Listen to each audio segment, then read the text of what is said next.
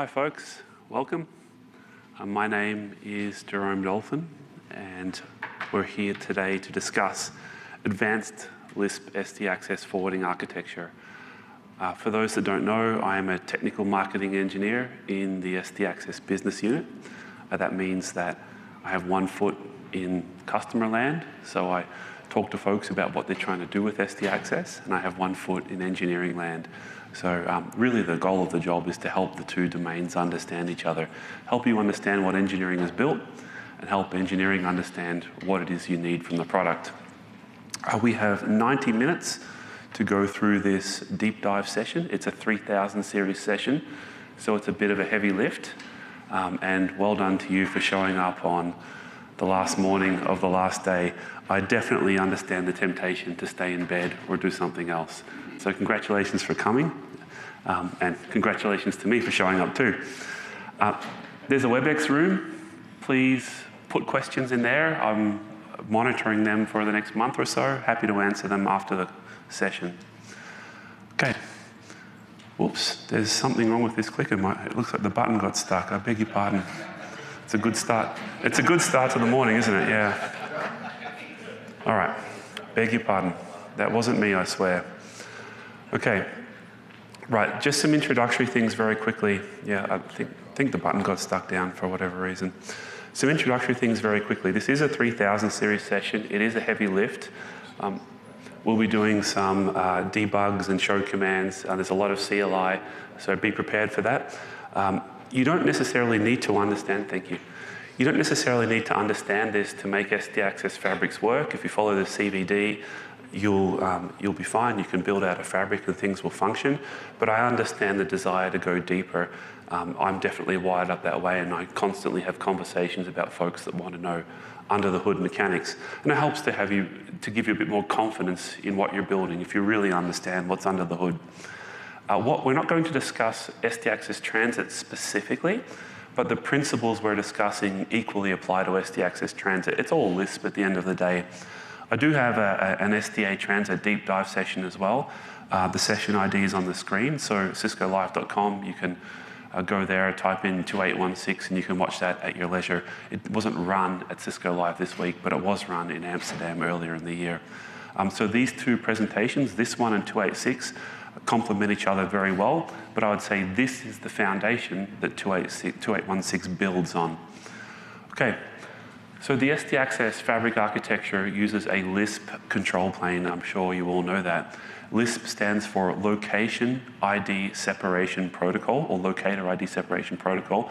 That means the location of a thing, an endpoint, is separated, funnily enough, from its ID. In other words, when you have an endpoint connected to a distribution block in a campus network, generally speaking, that distribution block has an SVI and it has an IP range, and you know this /24 is in building 4 or whatever the case may be. So the ID and the location are tied. The subnet exists in one place. Here we're separating them into two separate components in LISP, so ID is no longer related to location. Those two components are EID, endpoint ID, and an endpoint ID represents something that is reachable in the LISP domain. So from the perspective of this wired or wireless device on screen, it could be a MAC address, an IPv4 address, an IPv6 address.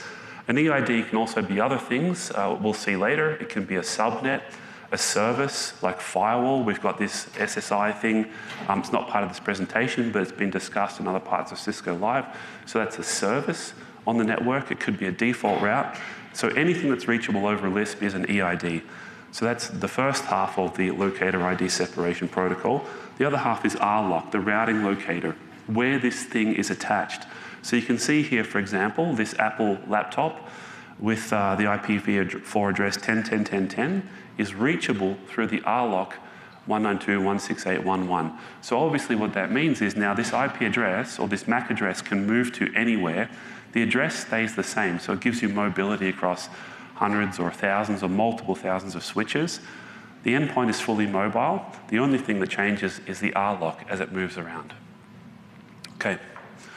And obviously, as traffic goes from one endpoint to another or one EID to another, it's tunneled from an ingress switch to an egress switch.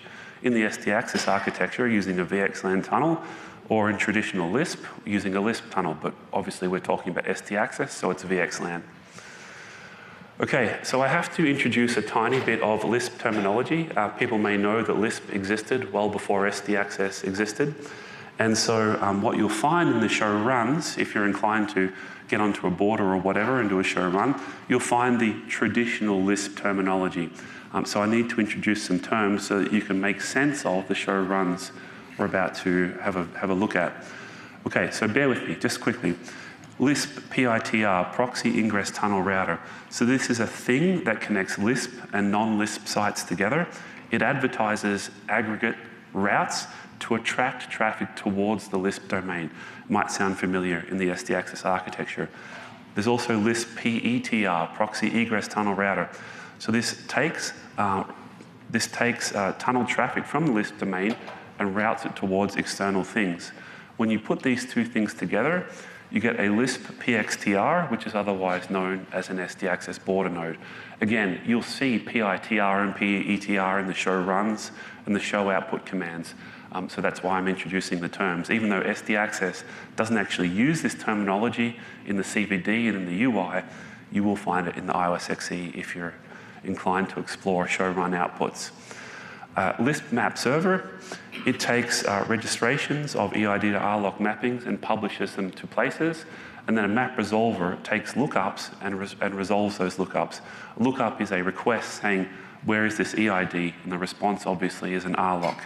When you put them together, MSMR, which is otherwise known as an SD access control plane node. Again, you'll see map server and map resolver in the show runs we look at later. ITR, Ingress Tunnel Router. It takes packets from endpoints that are attached to an SD access domain, finds the remote RLOC, or well, the RLOC is inherently remote, finds the destination RLOC and tunnels traffic towards that RLOC. For example, a packet from a PC towards a default border node, maybe a packet is destined for an internet service as an example.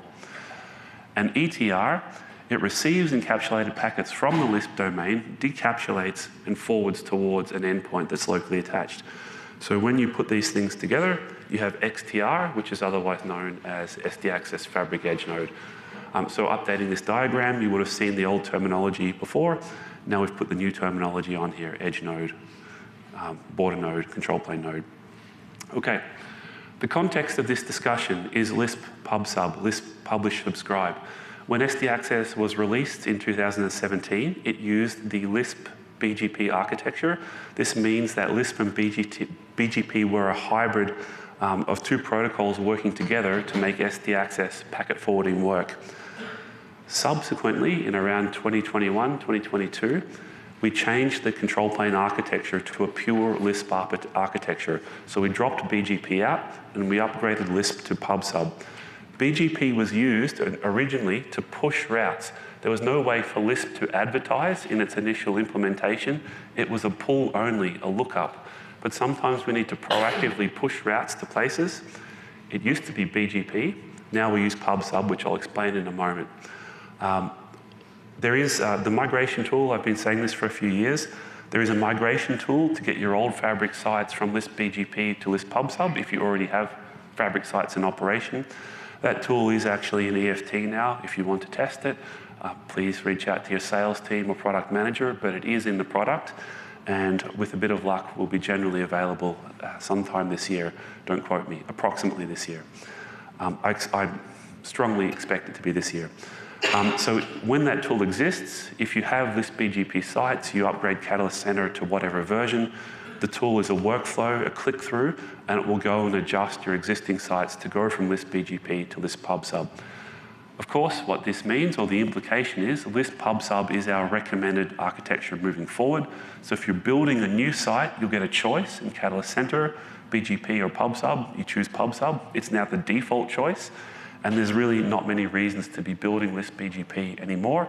And in fact, we'll be encouraging people to migrate away from that as time progresses. PubSub brings a lot of simplification, optimization, and performance improvement. So how PubSub works. Things, edge nodes, border nodes register EIDs towards control plane nodes, and they also subscribe to reachability. of IPv4 and IPv6 towards control plane nodes.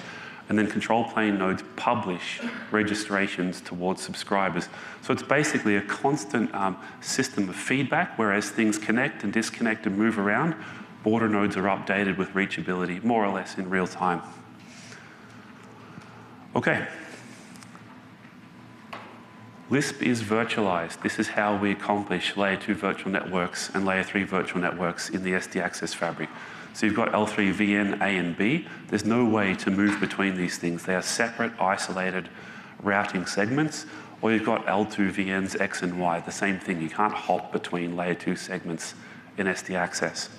This is accomplished with LISP virtualization. So in a layer 3 switch or in a router, when you do a show run, you'll see router LISP.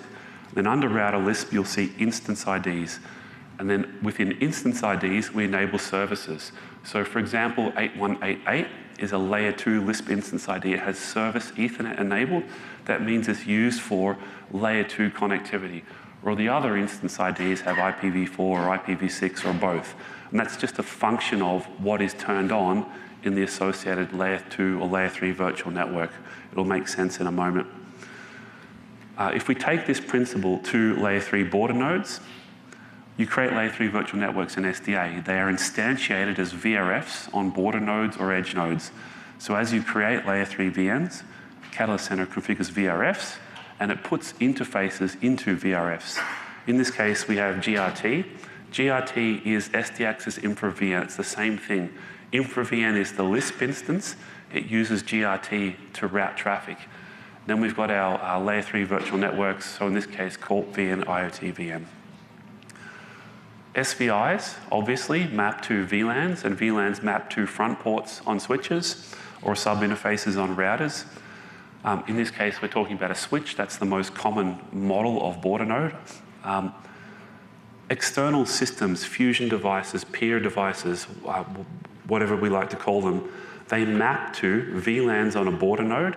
And then as you may know, when you use the layer 3 handoff automation in Catalyst Center, it will build BGP peerings between border nodes and those fusion devices, obviously over VLANs. That gets routing operational on the border node, but the border node needs to reach other things in the LISP domain. It may need to send a packet to an edge node, as an example. And for that, we have the layer 3 LISP instance ID, where we learn about remote reachability, right? Like EID to RLOC mappings.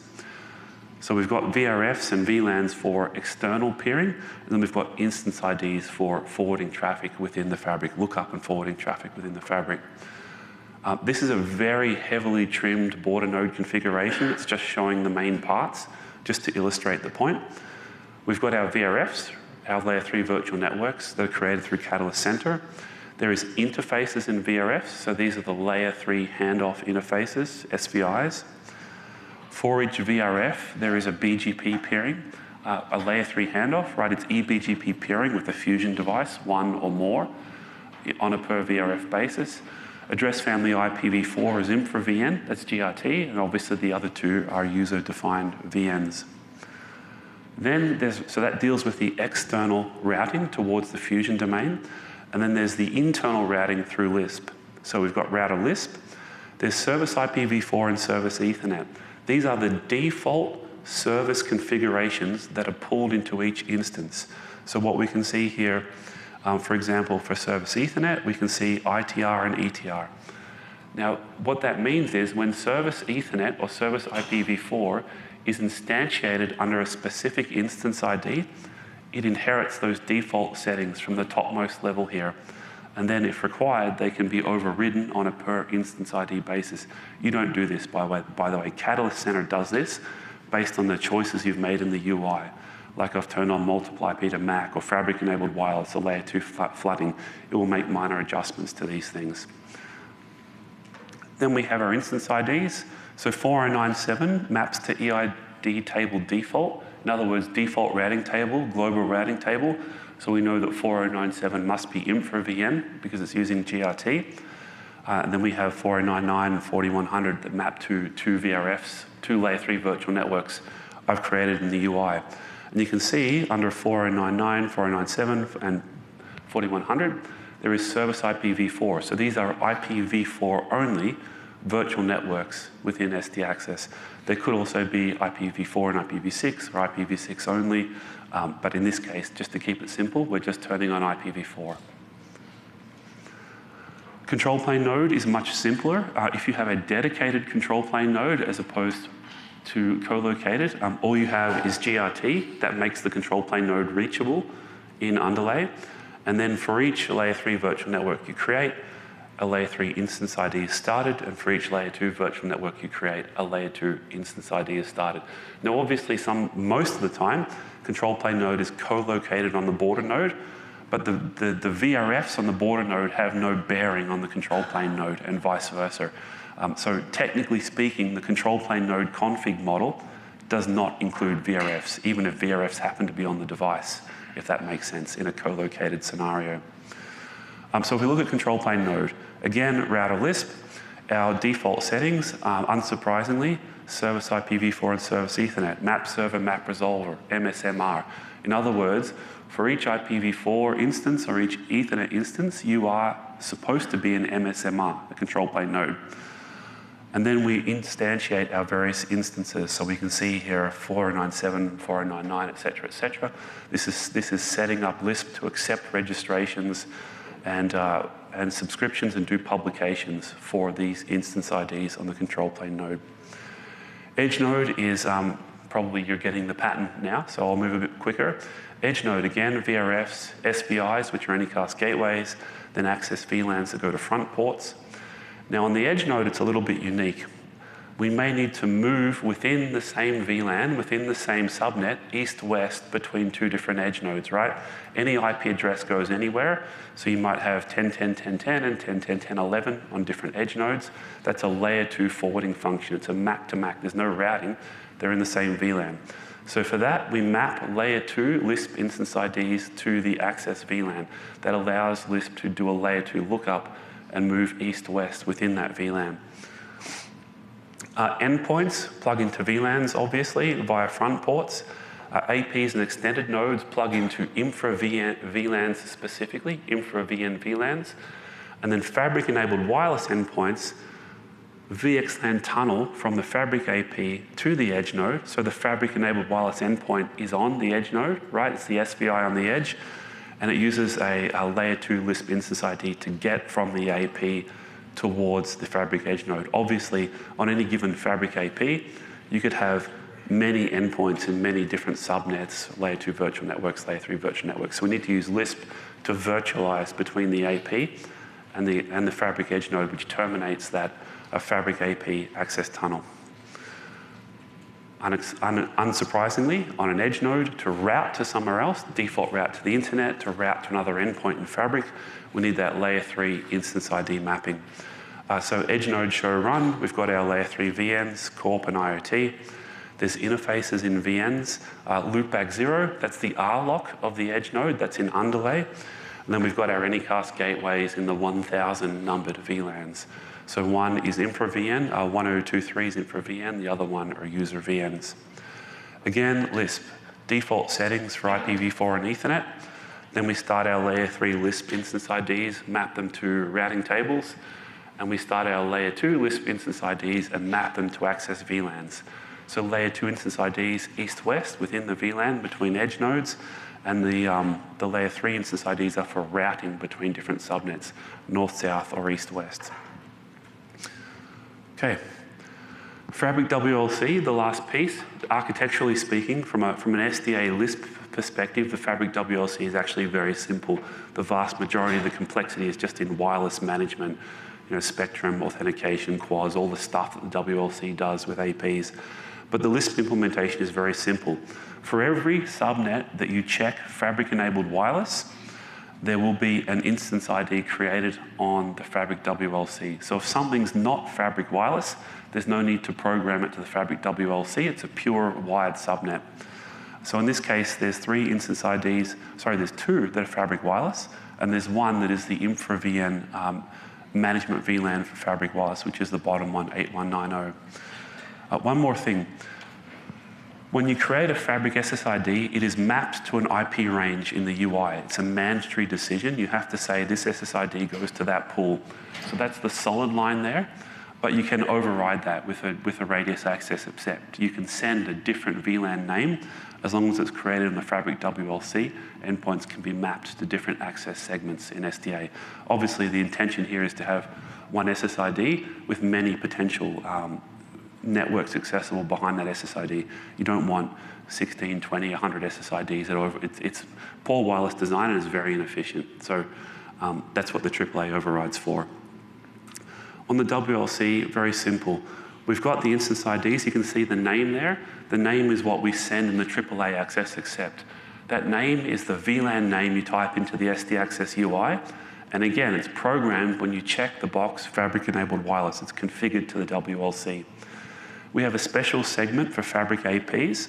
As you can see, it says wireless Fabric name, control plane name. So this is the infra VN segment specifically that the WLC expects Fabric APs to be in.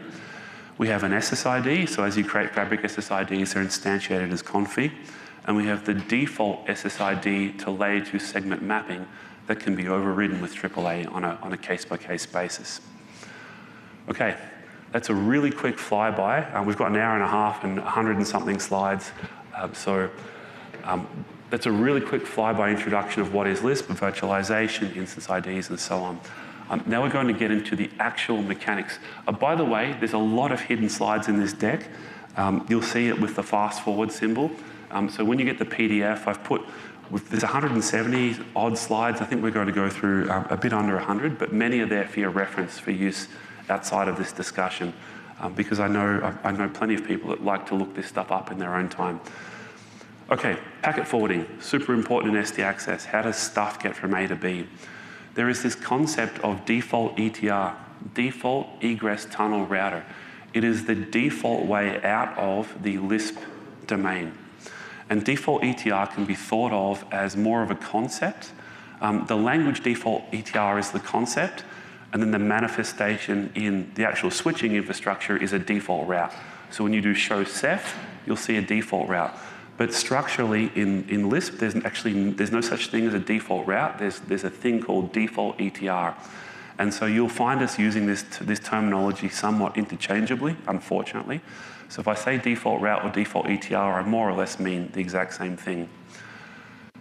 In the LISP Pub subarchitecture, external border nodes will register as usable as a default ETR or unusable. So it's a dynamic response to the absence or presence of default route in the RIB. I've got a packet flow or a protocol walkthrough in a minute that will make that more apparent. The key takeaway here is that unlike LISP BGP, which was static in nature, LISP Pub sub will dynamically register and deregister a default route based on whether a default route is actually reachable or not on a per node basis. The packet flow in a second, or the protocol walk in a second will make sense of it. All layer 3 virtual networks use default ETR except for InfraVN, which has a special packet handling behavior. InfraVN uses RIB to get out. It doesn't use LISP to get out, but it does use LISP to get back. It's a long story. Okay, but for the overlays, where default ETR matters, how does this work? I have border nodes and control plane nodes in my topology. Periodically, I'll show this red X saying /32 routing. This is just a reminder that the SD access underlay should have /32 reachability. All RLOCs, all loopback zeros, should be known as /32 routes in RIB. We can't, as you'll see later, summary routes are inappropriate. They're not usable for next hop reachability. If we have a /24, how do we know if a given edge node or border node is up or not up? You can't, because a /24 hides granularity. So LISP will only refer to /32s. So the red cross is just a reminder periodically that there must be /32 routing, and that's the correct way to build an SD access fabric. Border boots. As soon as it boots, it opens a control plane session, a LISP session with control plane node, as you would expect. It's just part of the configuration. Periodically, I'll have some show commands. So in this case, on our border, show LISP session, we can see that 2 sessions are up to .36 and .37. So this border node 2 is pairing LISP to both control plane nodes. As soon as they've booted and opened a LISP socket, an external border node will register itself as a default ETR that is unusable. So on the external border node here, we've got this CLI, show Lisp remote locator set default ETRs. We can see here that we've got the two external border nodes, 8.1 and 8.2, for two instance IDs, 4099 and 4100, and we have this priority 255. That means I am a default ETR, but you can't use me. 255 is unavailable, no default route. So while they say they are a default ETR, by default, you can't use the default ETR. In order to use it, the default ETR needs to have a default route in RIB. So at some point later, BGP comes up, or you configure a static route in RIB on the border node or whatever it may be, and this border node will learn a 0/0 in the various VRFs. So here we've got BGP advertising default route in both layer 3 virtual networks. The moment that default route hits RIB on the border node, it is programmed to Lisp database on the border node. Lisp database holds authoritative local EID to RLOC mappings. So in other words, Lisp database is the thing that the border node claims to be connected to, or the things that the edge nodes claim to be connected to. So Lisp database, authoritative local EID to RLOC mappings. Default route hits RIB, it goes straight into Lisp database on the border node. We have the show command for show Lisp database. Here we can see for Corp VM, 0000, reachable via myself, 8.1. And then for IoT VN, the same thing. The second something goes into Lisp database, there is a Lisp registration. And that registration is sent towards control plane node. So now we can see that from a control plane node perspective, both 8.1 and 8.2 have a priority of 10 for default ETR. In other words, they both claim to be a valid default route, default ETR for those instance IDs, so those layer 3 virtual networks. And you can see the flag PB on the right-hand side, primary, direct connected, and backup. That means each border node is saying it has a direct route, a direct default route, but it also has a backup default route. The backup default route is the other border node that we'll get to in a moment. Please, was there a question? I'm assuming that there is, if you're doing an anywhere border in SDA, if you were having, you separated that out, you default regular border going out to the internet and get an internal border. Yep. I'm assuming the internal border would still say, hey, don't use me as a default. Okay, yeah, the question is, will internal border register as a default ETR? It won't. It's a functionally different configuration. So if it's a dedicated internal border, it will never claim to be a default ETR. It just won't, so it won't show up in the show command, quite literally. If it's a co-located internal and external border, you can think of the two functions as different. Even though they're on the same device, the external border component will show up here. The internal border obviously doesn't do any default routing anyway, so it doesn't show up. Yep. Okay. Now we saw before, right? Register, publish, register, register, subscribe, and publish. So border nodes are subscribed to V4 and V6 reachability, so the publications from control plane nodes come straight back in that feedback loop. So on the border node, if we do a show Lisp instance ID X publication, we can see here that 00 has been learned over two publications. One from .36, so that's one of the control plane nodes, and that control plane node is telling the same story. 8.1 and 8.2 are equally valid default ETRs. And then there's a second publication from .37, and it's telling the same story.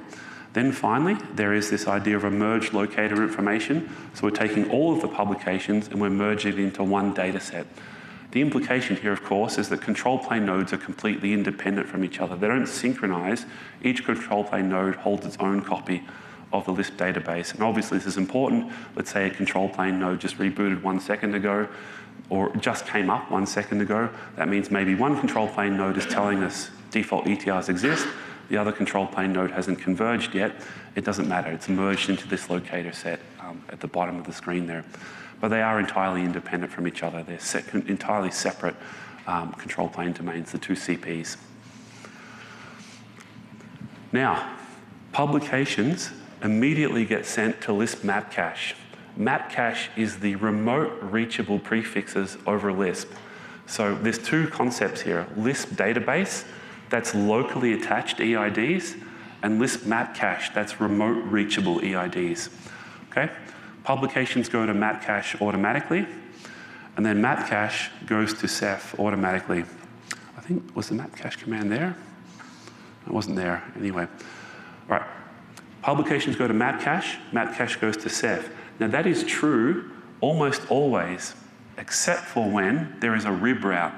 So RIB is preferable over LISP on a layer 3 border node. So in this particular case, if we do a show SISF 000, what we'll see on border node 1 is that default route is via this 0.49 over VLAN 236. So that is the layer 3 handoff in this particular virtual network. We've learned default route over BGP.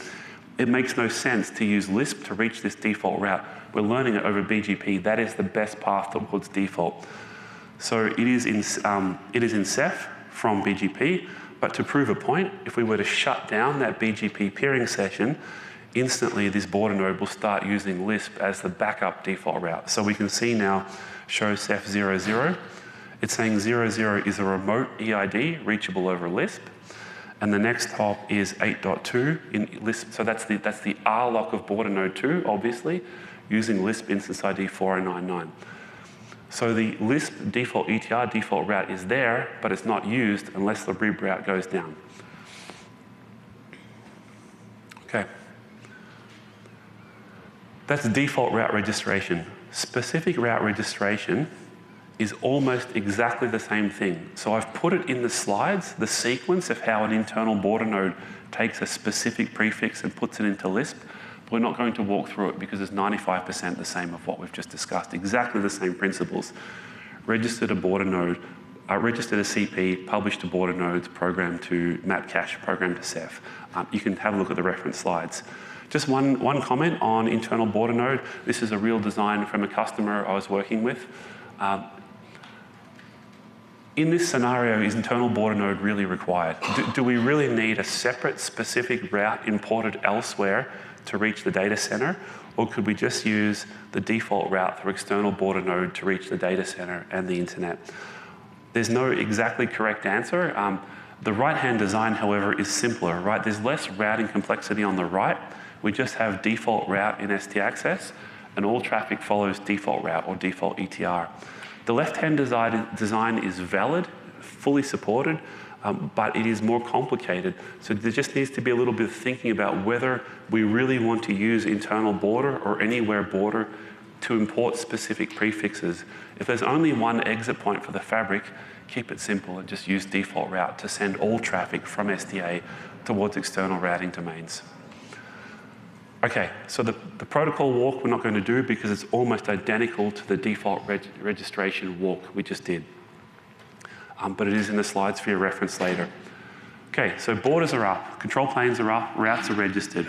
Now an edge node boots. I've put this asterisk here for the timeline. So the asterisk means I'm not going to put the show commands again, it will bore you. The show commands were in the previous sections. So border node routes are up and registered, as we saw in the previous default route section.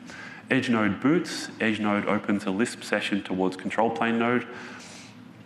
Now, as soon as the edge node is booted and LISP is up, it will query default ETR. It's just default behavior. It's nothing you have to do. This is just part of the bring up process. Control plane node obviously responds with the location of default ETR, and that is programmed to map cache. Again, map cache, remote EID to RLOC mappings. So here we can see if we do a show LISP instance ID asterisk IPv4 map cache, we can see that for instance ID 4099, which is Corp VN, we have 00, default ETR, reachable via 8.1 and 8.2 in the underlay. And the same for instance ID 4100 IoT VM. Right, so after the edge node boots, it should know where the default ETRs before any packets are forwarded through the box. Map cache is automatically programmed to SISF. That's just a native iOS XE behavior. So if we check SISF very quickly, you can do show SISF 00 detail. For the Corp VN, we can see that 8.1 and 8.2 in LISP instance ID 4099 is the path to default route. By the way, show SISF is the ultimate authority in the SD access architecture. Short of going into the ASIC and unpicking forwarding tables, which is too deep for this presentation, this is the authority. Not show IP route, because routes aren't programmed to rib on edge nodes. There is no routing protocol active in overlays. It shows SISF will show you what forwarding path the edge node is using to get to a location, or what forwarding path the border node is using to get to a location. So you'll see plenty of show SISF in this presentation, because that is the ultimate proof. Okay, so edge node has default route or default ETR per layer 3 virtual network. Then at some future time, some wired endpoint connects into the SD access fabric. If there's closed auth, then the 802.1x MAB things happen, and the port is mapped to a particular VLAN. Assuming the edge node has a DHCP client, then it will send a DHCP request. If it's a static addressed endpoint, the second half of this sequence applies, right? We already know what the IP address is, so we just register it. But I'm giving you sort of the broader use case. You can just reduce the concept here if you've got static addressed endpoints. The same sequence applies, except for the DHCP component. So in this case, there's a DHCP discover sent. The second the discover hits the edge node learns a MAC address on a port, which was the origin of the DHCP discover. And that MAC address is programmed to LISP database. Again, LISP database, local EID to RLOC mapping. So we can see the MAC address ending in B8 is mapped to locator.76 on edge node 1. In other words, edge node 1 claims to have the MAC address B8 attached to it, which makes sense. When something goes into database, once again, it's automatically registered towards control plane. So we can see on control plane node, show LISP instance ID 8189 Ethernet server. We can see here who registered .76. So that's the RLOC. And what is the EID prefix? The MAC address ending in B8. So control plane knows that MAC is reachable through that RLOC. When you create IP pools in Catalyst Center, you put DHCP servers against those IP pools. Those things manifest as IP helper on Anycast gateways within the SD access fabric. So in other words, this is probably quite familiar. Here we have an Anycast gateway in Corp VN with an IP helper address of .31, which is derived from the IP pool construct in the Catalyst Center design menu. .31, of course, is the DHCP server that is sitting outside of the SD access fabric. Edge node tunnels DHCP request towards the IP helper address, as you would expect. This is the same in SDA and non-SDA. It's just a tunnel to some other place. In the case of SD access, the edge node loopback 0 is encoded into the DHCP request option 82, and that's required in order to get the packet back, as you'll see in a second. Now, edge node has to actually find the DHCP server, the IP helper address. So it uses the overlay forwarding table to do that. It uses SISF in the overlay to do that, and it matches the most specific SISF entry. So far in this sequence, all we have is default route in SISF, right? Edge is booted, queried default route or default ETR and programmed it to SISF. So that first DHCP discover hits 00, SISF entry. Before, I forgot to highlight it, but before, when we did a show list map cache, there was a specific line of text there for 00, and it said send request and encapsulate. So that means forward the packet, but also do a lookup to see if there's a better path for the next packet. So what that means is, in addition to forwarding the first packet in the VXLAN tunnel towards the border node, it will also do a lookup for the IP helper address, the DHCP server address. So it's a map request towards control plane. Control plane responds with a map response, but it doesn't respond with a /32. We don't want to be sending /32s for hundreds or thousands or tens of thousands of external services outside of the SDA fabric, right? Like if users are using internet services, there's potentially hundreds of thousands of /32s that exist. So what control plane node does is calculates, there's a formula within the LISP architecture, it calculates the widest possible prefix that should be routed through the border node. So as you can see here, it's responding with 172.30/15. This is just an optimization or a route summarization. We can't use 00 because there might be /32s in the same VLAN or within the fabric, and so we don't want to send those to the border node. So it's just a real-time calculation on the border on the CP to find the widest possible answer. So here it's responding with /15. Map request, map response goes into LISP map cache. This is the standard behavior. And so we can see here 172.30/15 is in map cache, and we're telling it to use the proxy egress tunnel routers 8.1 and 8.2, unsurprisingly. So in this particular case, the resolution was the two border nodes that are also the default ETR border nodes. But it could have been different border nodes. It could have been internal border nodes, for argument's sake, or an imported prefix on an anywhere border. In this case, it just happens to be the same egress point. Okay, and then finally, show SEF for that prefix. And again, we can see that that /15 uses the underlay VXLAN tunnel towards 8.1 and 8.2 for instance ID 4099. So tunnel it to the border nodes in underlay using VXLAN instance ID 4099. DHCP transaction completes. Option 82, by the way, is used to steer the DHCP response back to the correct edge node. Because the SVI address, the GI adder in the DHCP request, it's an Anycast gateway address. It is everywhere. It's on every edge node. It could be on 1,000 switches. So by itself, the GI adder, the Anycast gateway address, is not sufficient to determine to which fabric edge node this particular DHCP response is being sent. So what you'll find is the fabric edge node loopback 0 is encoded in option 82. So that it's sent in DHCP towards the server, and the expectation is the server reflects option 82 back. If the server drops 82, DHCP is broken. I don't think that happens anymore, but back in the early days, various DHCP implementations, some would drop option 82 and break SD access DHCP. All right, so DHCP response hits the edge node, it's forwarded towards the endpoint. We have DHCP snooping and device tracking natively in SD access. It's just part of the configuration. They will detect the IP address that's been assigned and the IP to MAC binding, and they'll go ahead and update layer 2 and layer 3 LISP databases. So on the edge node now, we do show LISP instance ID 8189. This is the layer 2 instance ID, Ethernet server AR. So the layer 2 LISP instance ID is used to suppress ARP. LISP will resolve ARP requests. The obvious consequence of that is that LISP needs to track MAC to IP mappings in order to proxy ARP. So here we can see on the database, courtesy of DHCP snooping and device tracking, that the MAC address ending in B8 maps to the following V4 and V6 addresses.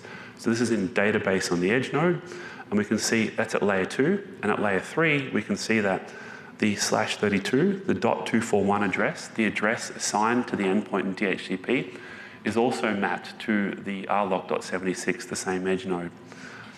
Both of these things are registered towards control plane, and so now on control plane you can do a show LISP instance ID Ethernet server. So here we have our MAC to IP mappings known in control plane. That's used for LISP to resolve ARP requests. It saves us flooding ARP in the fabric. And then we've got the layer 3 reachability. So we can see that .241 is reachable through rlock.76, so the loopback 0 of edge node 1. As we said before, all registrations are published to all subscribers immediately. So those publications for V4 and V6 are sent to the border nodes as soon as they're registered. Border node publications go to map cache, and map cache goes to SEF. So here, when the endpoint comes up, show LISP instance ID IPv4 map cache on the border, and we can see that the border knows that EID 241 is reachable via .76. Right? This is automatically published to border and programmed to map cache and programmed to SEF, regardless of whether there is or is not traffic, because more or less all endpoints will communicate through a border anyway.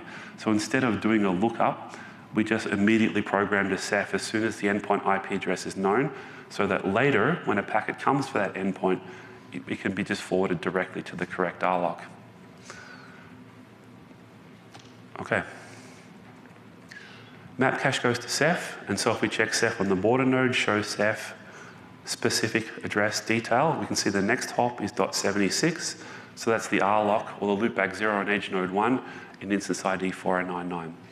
So as soon as this endpoint gets an IP address, the border node knows where it is and how to forward packets to it. And if it roams, the same principles apply. If it moves from edge node 1 to edge node 2, again, there's a registration, publication, map cache, SISF. So the border nodes are constantly tracking the location of all endpoints present within the fabric site. Okay, that's a really complex sequence. It's about as hard as it gets for endpoint connection. We also have Fabric AP onboarding and registration. It's almost an identical sequence, bar one small difference. Right? Fabric AP has a DHCP client, it presents a MAC address, it gets registered to LISP, it gets an IP address, it gets registered to LISP, blah, blah, blah, blah, blah. It's 99% the same. There's some small, subtle differences for Fabric APs, but it doesn't warrant a long conversation about it. So it's in the slides, the subtle differences, but it's almost identical to what we just did. The implication being obviously Fabric APs are part of the LISP domain, right? They connect to an Anycast gateway and infra VM. They have an address that can be anywhere in the fabric. And from a border node perspective, LISP is used to send traffic towards Fabric APs in the infra VM. Equally applicable to extended node 2, by the way. Wireless endpoint onboarding. Again, almost the exact same sequence with some very subtle differences. Wireless endpoints send a DHCP request, it hits the IP helper on the edge node, it's sent to DHCP server, et cetera, all that transaction happens. It's almost the same as wired endpoint onboarding, so we won't walk through it, but the sequence is in the slides. Very subtle differences. Obviously, the WLC is involved when a wireless endpoint onboards, but all the WLC does is registers a MAC address to control plane node. As the wireless endpoint comes on board, the WLC learns the MAC and makes a LISP registration. But it's almost identical from a packet flow perspective to wired endpoint onboarding. Okay. Fabric's up, endpoints are connected, they've got IP addresses, routes are learned. Now we need to start sending packets towards external destinations. In this particular case, the endpoint .241 is sending a packet to Google's 4.8, which is an internet service. So we forward towards default gateway, which is obviously standard endpoint routing. In the sequence so far, the best route we have on the edge node is 00, which was automatically programmed when the edge node bootstrapped. So it matches the SISF entry 00 on edge, and as we said before, 00 is signal and forward in the LISP architecture. So it blindly forwards the packet towards the egress routers for 00, 8.1 and 8.2. In parallel, it does a lookup towards control plane, whereas 4.8's control plane node does the math and works out 8/7 is the widest appropriate subnet to send back. And it sends back saying 8/7 is reachable via 8.1 and 8.2, our two external border nodes. Again, it happens to be the same path, but the response could have been a different border node that was perhaps closer to 8.8.8.8. We'll get to some examples of that in a minute. 8.7, as a consequence of request response, is programmed to map cache. So here we can see 8/7 through the two border nodes, and in SISF we can see 8/7 is routed to 8.1 and 8.2 in the underlay using LISP instance ID 4099. Okay, border node, once it receives a packet from the LISP domain, matches the most appropriate rib entry, which is 00 in our example. Packet is sent towards Google, packet comes back towards border node. Now we saw before, border node already has a /32 in SISF for the destination, right? The .241 destination. It's just native to that DHCP request response process. There is a publication towards border node and a programming in SISF. And that's what I said before. Border node tracks all endpoints in the fabric automatically because ultimately it's almost guaranteed to receive packets for every endpoint in the fabric. There's not many things that connect and don't route north-south. So border node already knows, as we saw, where endpoint 1 is, and it will just tunnel it in VXLAN towards the RLOC. And obviously, once it hits the RLOC, VXLAN's taken off, and it's forwarded towards the destination endpoint. Okay, two endpoints within the fabric. So in this case, .241 is sending a packet to .254. You'll notice these are different subnets, right? 10.4 and 10.255. It's almost the exact same sequence. Packet to default gateway, match the most specific SISF entry, which is the PETR, so match 00 and send towards the default border. In parallel, do a lookup. In this case, the response is a /32. Because this is a fabric endpoint, the most appropriate, the widest mask that fits is a /32. We can't respond with a summary route because different EIDs could be on different edge nodes. So it responds with a /32. That first packet is hairpinned by the border back towards the correct egress RLOC. As we've seen, the border knows where all EIDs are in all layer 3 virtual networks. Okay, so on the edge node, we have the /32 in map cache, and we have the /32 in SISF based on the request response. As I said, the first packet is hairpinned from the border back towards the destination edge node, so EN2 in this case. And because of that lookup response process, once map cache and SISF are programmed on edge node 1, subsequent packets are just sent directly in a VXLAN tunnel. So the point of sending the first packet to the border node is to give the edge node time to look up where to tunnel traffic. The alternative approach is to drop the packet while the lookup happens, but obviously you don't want first packets to be dropped in conversations. So just the first one hairpins off the border node, the rest go direct once the tunnel's set up. Okay, default routes can fail, so we need to think about what this means from an SD access fabric perspective. There's two default route or two default ETR failure scenarios. The first is that the border node completely fails. So the box has gone down. We have /32 routing in the underlay, so the IGP has detected OSPF or ISIS failure or whatever it is. And the loopback 0, 8.1, the RLOC, the loopback 0, is withdrawn from IGP in global routing table as a consequence of that device failure. Now we said before, LISP needs /32s to determine reachability. We don't tunnel traffic to default routes. We tunnel traffic to /32 routes. So as soon as that /32 is gone, map cache on the edge node realizes my next hop is no longer reachable to me. It won't look at a summary route. It will say the /32 is gone. I can't reach this RLOC. So immediately LISP will update on the edge node. So we see here route reject. That means 8.1 is unreachable through a /32 route specifically. The inverse is also true, by the way. If 8.1 was up, but the route was not present in RIB, from a LISP perspective, it's unreachable. So sometimes when you're troubleshooting, you might be able to ping the border, but packets aren't going there. The most common cause is that the border loopback 0 or the edge loopback 0 for some reason is not in IGP. So when the /32 is gone, it goes into route reject state, even if the next hop is actually present in the network. If it's not in RIB, it's not reachable. In this case, though, the border's entirely failed, the /32 is gone. That means that SISF and all of the edge nodes will no longer use it, or LISP and SISF will no longer use it. So here we have a show SISF on the edge node. As we can see, it's only using 8.1. So the SDA overlay convergence in this case is as fast as the IGP convergence in underlay. The second it's gone from RIB in GRT, it's gone from LISP in the overlays as well. That's one use case. The other use case is the border node doesn't fail, but the BGP session goes down and 00 is withdrawn from RIB.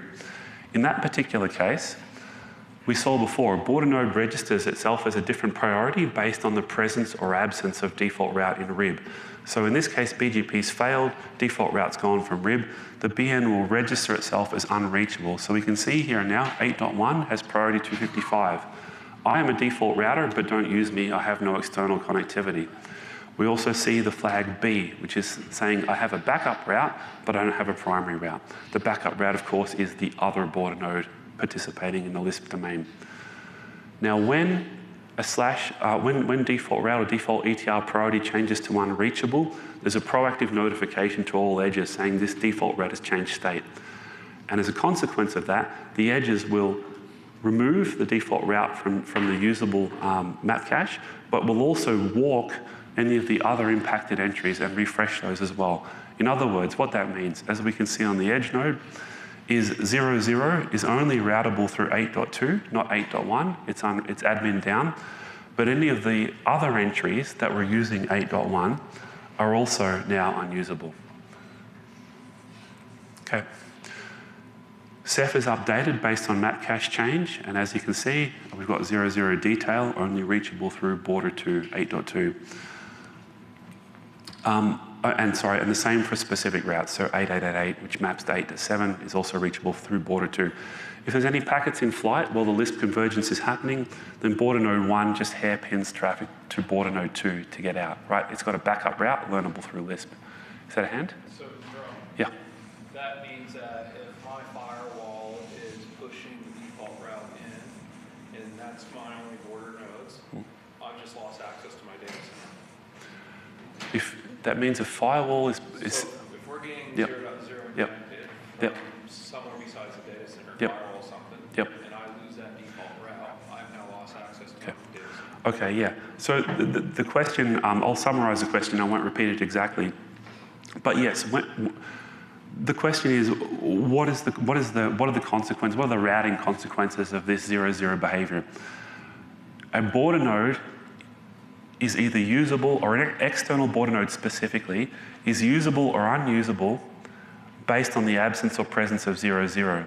So if 0-0 is in rib of the border node, but the border node doesn't have access to something external, then it will attract fabric traffic towards it, but it will have nowhere to send that traffic, so it will drop it. So it's very important that on an external border node specifically, 0-0 needs to go down if the border node has no actual connectivity to external services. One other way to approach this is to use an anywhere border node that has 0-0, plus it imports specific routes.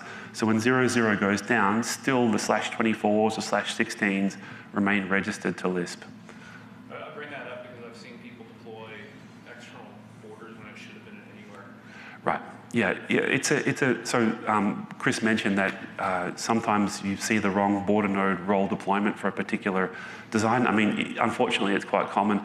Just so you know, we're on the roadmap we're working on at the moment now on the ability to toggle internal and external without having to delete the border node. So if you happen to make that mistake, then at least you can get out of that mistake without disruption. But presently, if you choose the wrong border node type for the deployment, the only way to fix it is to delete it from Fabric and re-add it, which obviously is quite disruptive. So it's very important, to your point, to choose the right border node for the use case. Okay. Fabric-enabled wireless roaming. There's a few different use cases. So we have a wireless endpoint moving between two Fabric APs that are on the same edge node. In that case, the client sends a reassociation request to a new AP. As you may know, Fabric APs have a CAPAP control plane tunnel towards the Fabric WLC. So while the data plane is distributed, data plane packets are sent to edge nodes and routed at the edge. The AP is ultimately controlled by a Fabric WLC. So within that control plane CAPAP tunnel, obviously an endpoint move is managed by the WLC, so a reassociation request is sent to the WLC. In this case, the WLC knows the AP to RLOC mapping. So it knows you're moving between two APs attached to the same RLOC, the same Fabric edge node. Because we're moving between APs on the same RLOC, there's no LISP control plane update that's required.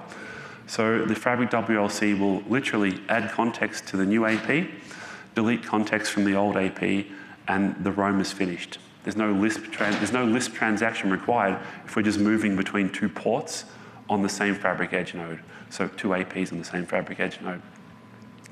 The other use case is between APs on different edge nodes. This is a little more complicated. Client roams to a new AP. That roam request is sent to the Fabric AP. It checks if this is an inter-RLOC roam, an inter-Fabric edge roam. In this example, it is, of course. So we add client context to the new AP. We also update the control plane node to say this wireless MAC address has moved from RLOC A to RLOC B, edge node 1 to edge node A to edge node B. Control plane, wireless LAN controller deletes the client context from the old AP. The CP, when it sees a MAC address move, it will tell the new edge node, this MAC address is attached to you now. So this is how we accomplish fast roaming and SD access.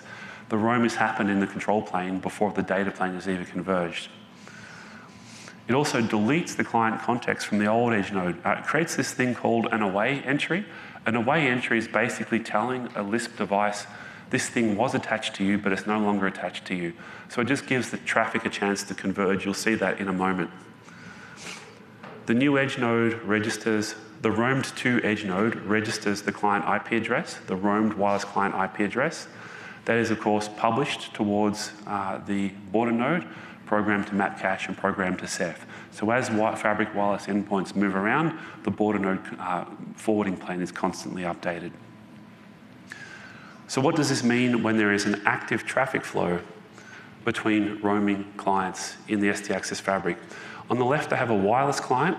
On the right, I wrote wired/wireless client because the right-hand side doesn't change. It doesn't matter. It's all the same forwarding plane in SD access. It's all LISP tunnels between edge nodes. So we have an active data stream between this wireless client 1 and client 2. Client 1 is wireless. Data stream is active. It's being forwarded in a VXLAN tunnel. There is, of course, map cache entries representing this VXLAN tunnel on edge node 1 and edge node 3. In this case, wireless client 1 moves to edge node 2. As we saw before, WLC will tell control plane node this MAC has moved from RLOC 1 to RLOC 2. Control plane node will go ahead and tell the roamed to edge node, you have this MAC address now. The roamed to edge node registers the client IP address because it now has the wireless client attached to it.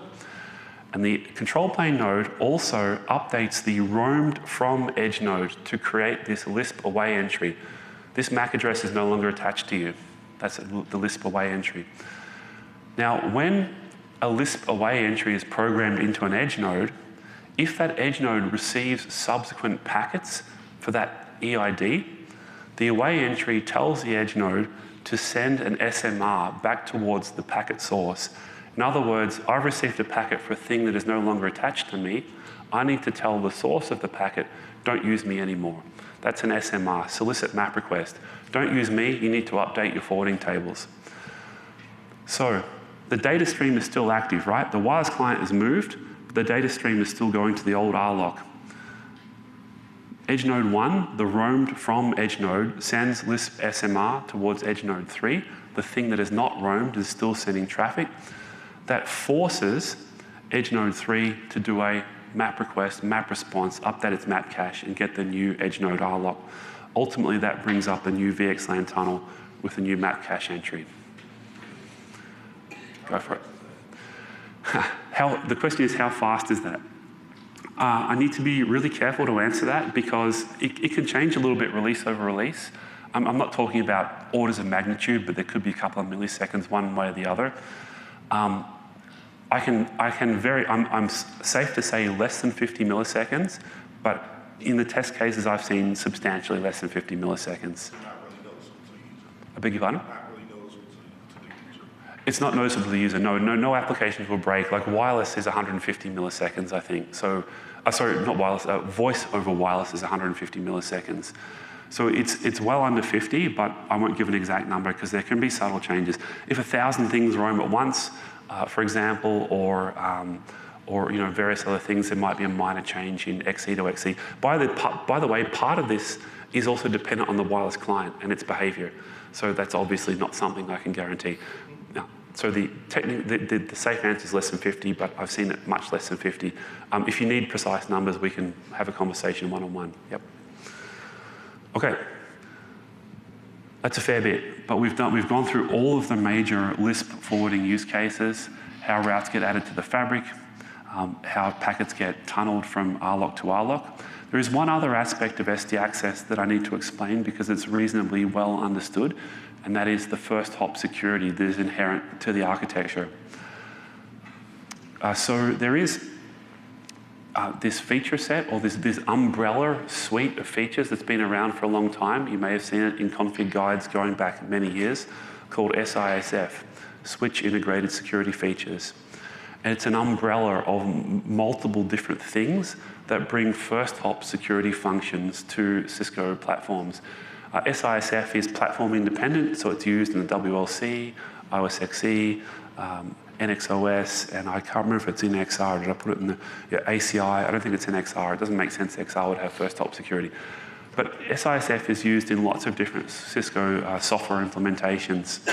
One of the fundamental security features of SISF is device tracking. And device tracking tracks what is connected to layer 2 domains. And it is crucial to SD access. Device tracking is what gets things into LISP database. So you can't have SD access without device tracking enabled. In fact, as you'll see in a moment, LISP programmatically enables device tracking. As we turn on LISP, device tracking just comes on. You can't stop it from coming on. So here in this particular diagram, we have a wired and a wireless endpoint connected to the SD access fabric. There's a show command. You can see that fabric APs are connected through access tunnels. So that means that MAC addresses are reachable in a particular layer 2 segment in an access tunnel for wireless, and obviously MACs and IPs are on ports in VLANs for wired endpoints. The device tracking database is populated by gleaning packets. So as a DHCP request or an ARP or a data packet comes in, device tracking can glean data from that packet and say, well, this MAC address or this IP address is on this port or this particular access tunnel. So if you do a show device tracking database on an edge node, we can see here that .254 is on interface 24 in VLAN 1024, and that's been gleaned from DH4, right? DHCP for IPv4 has told us this MAC and IP is on this particular port. And we can see there that there's also this wireless endpoint .237. It's on access tunnel 1, and over that access tunnel, it's mapped to access VLAN 1021. All right. This is important because SISF, or device tracking specifically, is used to implement first hop security in the SD access architecture. So what that means is that it will protect against anycast MAC and IP theft starting in iOS XE 17.9, and it will also protect against endpoint MAC and IP theft, again, the same iOS XE version. It protects against IP spoofing, IP address exhaustion, so it sets MAC to IP limits on endpoints that attach into the fabric, and also various other things. Now, there is some rules to how device tracking policies work. For any given endpoint attached to the SD access fabric, it has multiple associated device tracking policies. It's not just the one. So we can see the last dot point here. Manual device tracking policy overrides programmatic, and port policy overrides VLAN. A programmatic policy is something that has been started inside of the iOS XE architecture. So LISP will start a device tracking instance, or DHCP snooping will start a device tracking policy, right? So programmatic policies are not things you've enabled, but things features have enabled based on their security requirements. So LISP needs device tracking, DHCP snooping needs device tracking.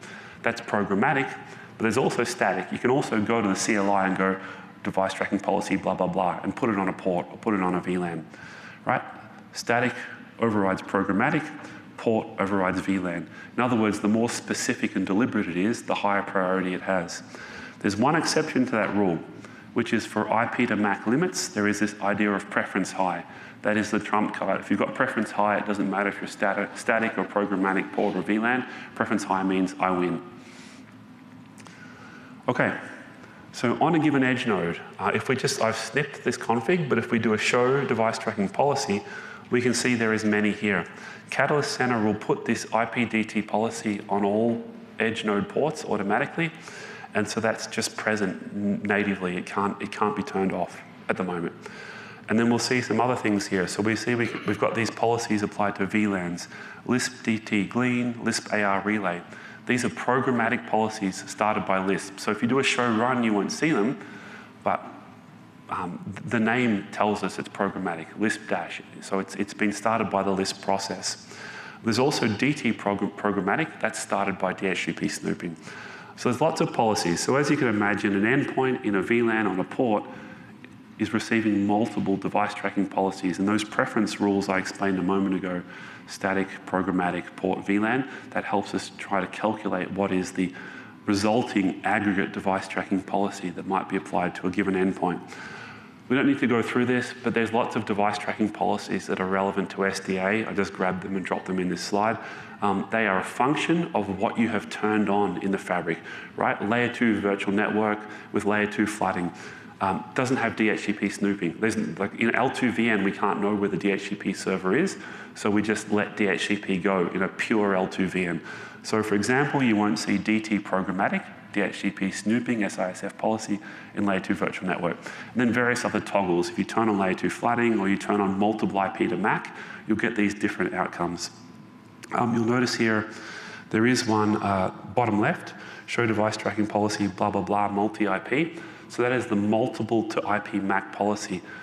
As we'll see in a moment, by default, SD access enforces one IPv4 address per MAC address. The idea is to stop endpoints from claiming they have 100 IP addresses and starving the table or stealing addresses from other things. But if we turn on multiple IP to MAC, we get this multi-IP MAC policy, and you can see there it has the preference high keyword. So it wins over everything else. In other words, it allows up to 1,000 MAC addresses per 1,000 IP addresses per MAC address. This is off by default only. Obviously, you choose to turn it on for specific segments that have specialist endpoints that run multiple IP addresses on a single NIC. Okay, one other thing. There is these two ideas of guard and glean in device tracking. Guard mode means we enforce the policy.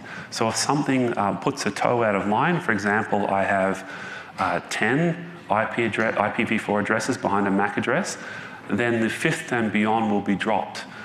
Or I send a packet from an IP address that is not my IP address, it will be dropped. So that's guard mode, policy is enforced. And glean mode means we're learning but not enforcing policy.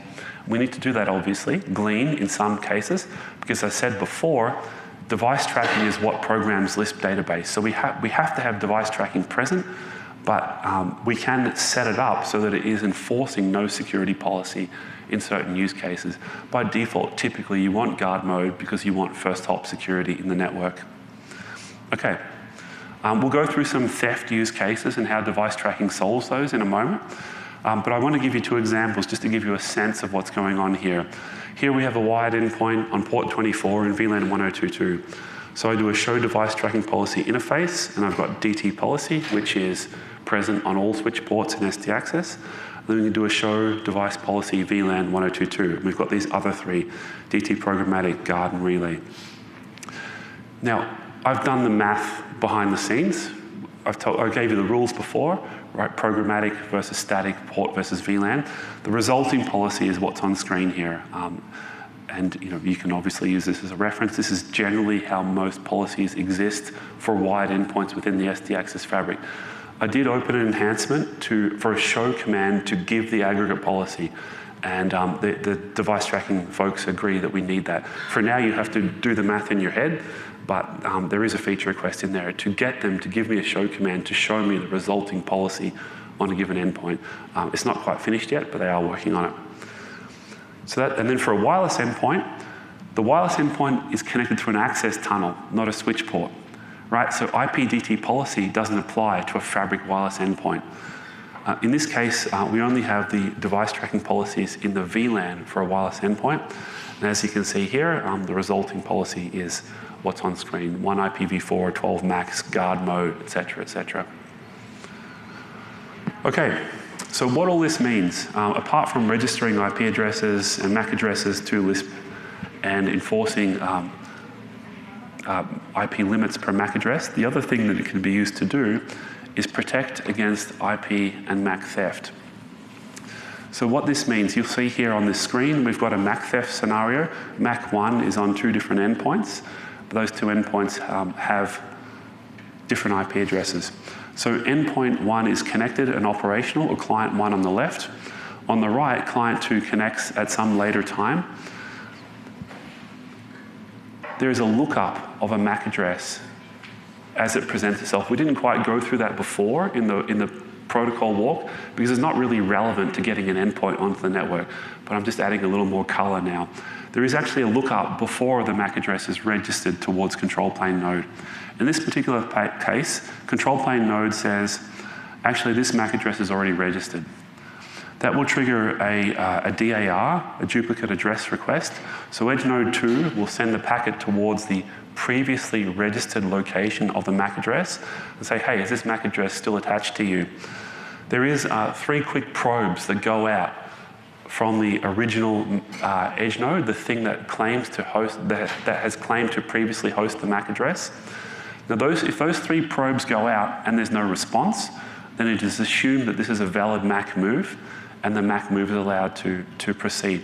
But in this particular case, this is a theft event. So the endpoint responds and says, yes, I'm still here. There is a syslog of a MAC theft on edge node 1. There is a DAC that's sent back to edge node 2.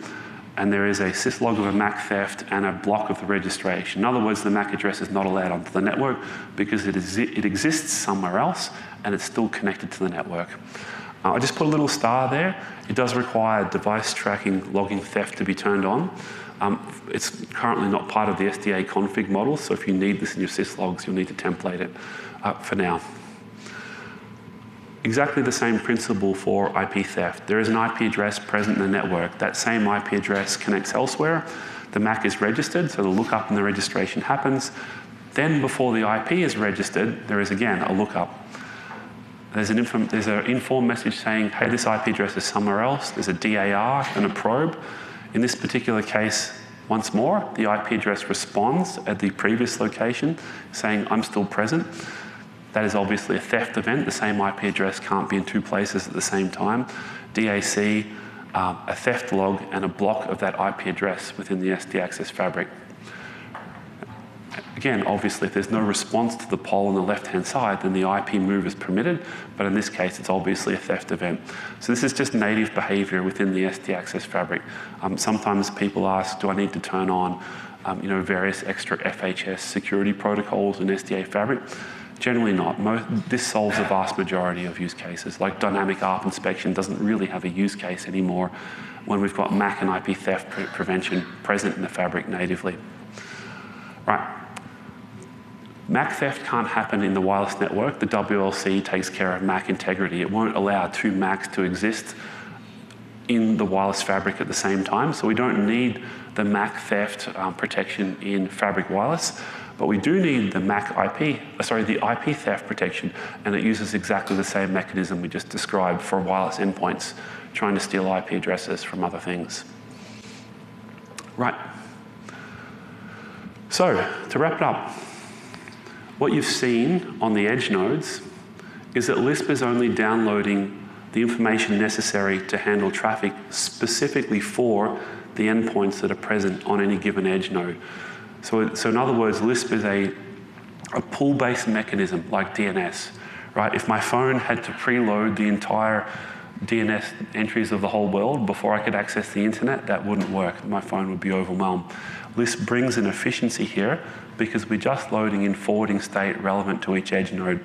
That in turn allows us to have relatively low-end switches functioning as SDA fabric edges. So 9200CX, 9200.